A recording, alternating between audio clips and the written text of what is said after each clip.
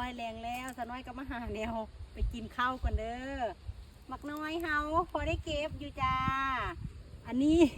คือเอาเพิ่นตุยนำเพราะว่ามื้อนั้นมาเสียหญ้ากับสาวต้นหอมซับถือกันซับถือเงาเพิ่นเนาะเพิ่นก็เลย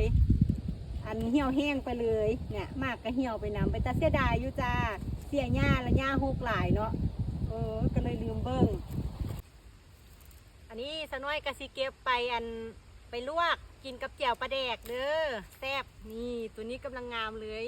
นี่แหละพืชผักสวนครัวปลูกไว้ก็บ่เสียหายได้เก็บได้กินน้ำนี่อยากยำใดก็เก็บเอาโลดเดี๋ยวสะน้อยสิมาใส่ปุ๋ยเพิ่นอีกอยู่จ้าใส่ฝุ่นให้เพิ่นอีกก่อนเพราะว่า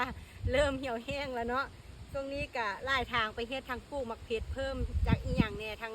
สิขยายพันธุ์กบช่วยบ่าวงมสาวก็เลย